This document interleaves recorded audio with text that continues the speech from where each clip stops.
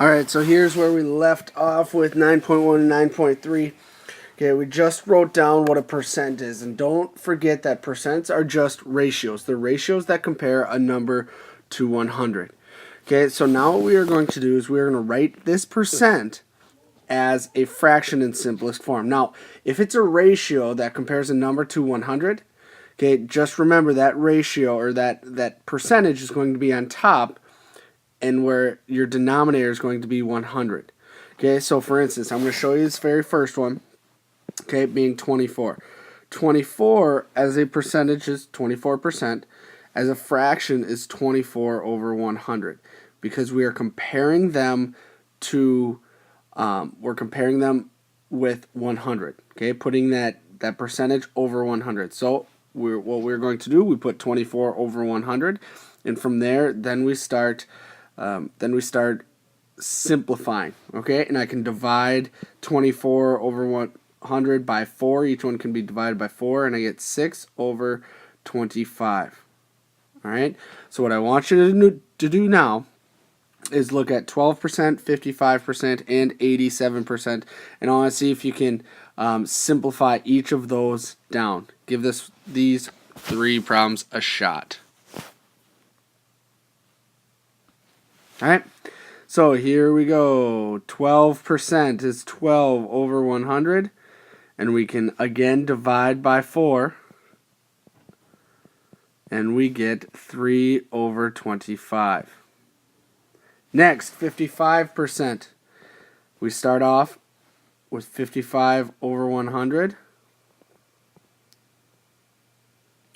and you can divide each one by 5, and you actually get 11 over 20. Last one is 87%. Start off 87 over 100. And we can't simplify 87 over 100 because those two numbers, 87 and 100, are relatively prime. Sweet! Moving on. Here we go. So now we're going to write the fraction as a percentage. Okay, so before we were given the percent and we wanted to write that as a fraction. Now we're given a fraction, we want to write it as a percentage. Okay, so there's one of 2 ways you can do this. Remember, it's always going to be, as a fraction, a percentage is comparing a number to 100. Okay, so pause now, I want you to write this, and then I'm going to show you the very first one. And the rest of them will be all you. Okay, pause. Alright, so this very first one, remember we are comparing a number to 100, so when we figure this out, what we want to do is we want to make this bottom number, that denominator, equal to 100. Okay, so we take 25 times what equals 100, times 4, so whatever we do to the denominator, we have to do to the numerator, and we have 40 over 100, which is 40%. Okay, we need this percentage sign. If you do not have that percentage sign, that's like missing a unit. So you need to have those percentage signs in order to have the correct answer.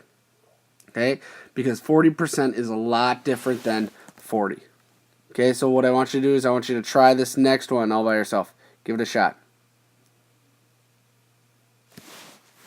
Alright, here we go. So how do I get 20 to 100? I multiply by 5. And it's going to be 15 over 100, which is 15%. Next, 1 over 50. Multiply the bottom number by 2 and the top number by 2, and I get 2 over 100, which is 2%. Last one, how do I get 10 to be to 100? Multiply by 10, and I get 70 over 100, which is 70%. Now, if you know some of these right off the top of your head, don't need to show your work. That's not a big deal. Okay. The second way how we could figure out these fractions is going to be using your calculator. Okay. So if I look at percentage, you don't have to write this down. You can write a percent as a decimal by dividing by 100. Okay. So I take 27% is equal to 27 divided by 100, which is 0.27.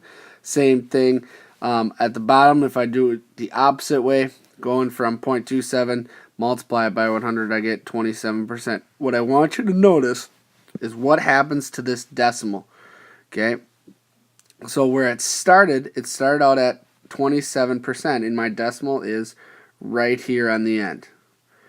So what happened when I divided by 100, I moved my decimal 2 spots to the right, and I got my answer of 0.27. Same thing when I multiplied by 100. My decimal started here, multiplied by 100, I moved 2 spots, and I ended up with 27%. Again, I didn't forget that percentage sign. Okay, so you can just move your decimal 2 places to the right or 2 places to the left, depending on what you're switching. If it's going from a percent to a decimal, you move it 2 spots to the left. If you're moving it from a decimal to a percentage, you're moving it 2 spots to the right. And the reason behind that is you are dividing by 100 when moving it from a percentage to a decimal, and multiplying by 100 when changing it from a decimal to a percentage. Okay, a lot of words. But that leads me to this one. I want you to pause now, and using that same idea that I just went over, I want you to pause and try these 6. Give it a shot. Alright, so looking at 25%, I'm changing it from a percentage to a decimal. So I take my decimal point, I move it 2 spots to the left, and I get 0.25. I'm just going to go straight down here. 5.2%, again, moving it 2 spots because I'm dividing by 100, and I get 0.052, what goes in that little space there. Okay, last one on the percentage parts. Again, I put my decimal point here, move it 2 spots to the right, and I get 3.17. Can it be greater than 1? Yeah, absolutely, because 1 is 100%. Notice 317% is larger than 1. So it's going to be larger than 1. All right? Last 3. Here we go. Going the opposite way. I move my decimal 2 spots to the right, and I get 13%. Move my decimal 2 spots to the right on 0.082, and I get 8.2%. I need these percentage symbols. Don't forget those. Why am I moving it 2 spots to the right? Because I am multiplying by 100. Okay, so now I have 9.46, 2 spots to the right, and I get 946%. Okay, that's what I have for you right there. Any questions? Let me hear them. All right, I didn't hear anything, so moving on. Okay, for this one, find the percent of the number. Remember, what does that of mean? What does this of mean when you're talking about these 2 slides? Multiplication.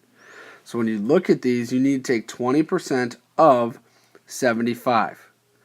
Okay, so think about that as you're trying these different problems, or these 2 problems. Give these a shot.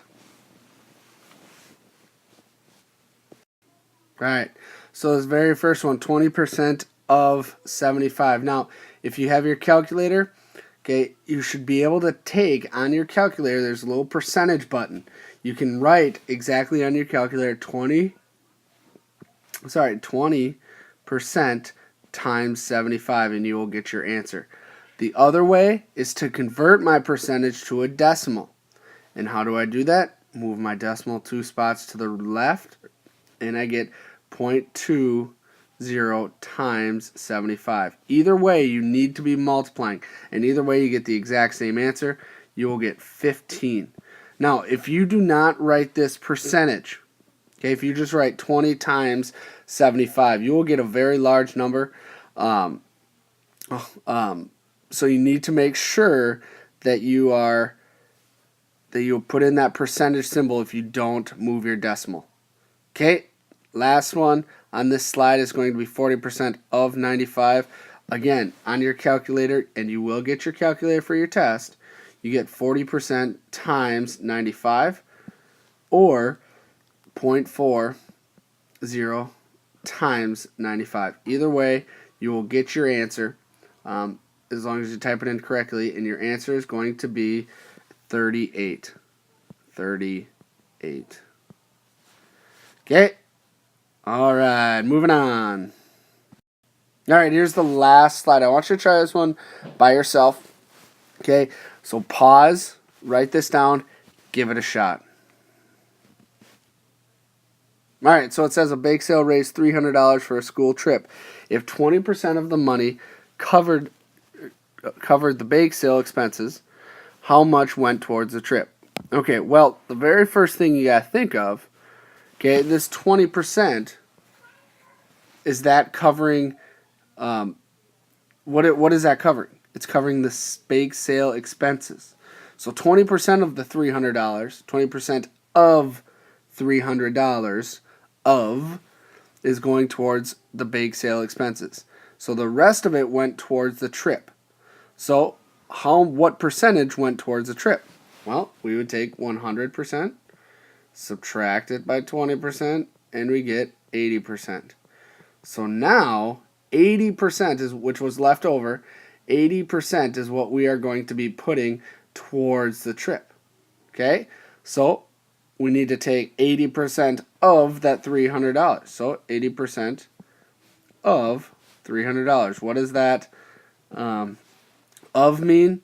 Multiplication. So you need to take 80% times 300, and you get your answer of 240. Make sure you do not forget your dollar sign there. Dollars. You also need dollars in there. All right, that's all I have for you today. Okay, here is your book work.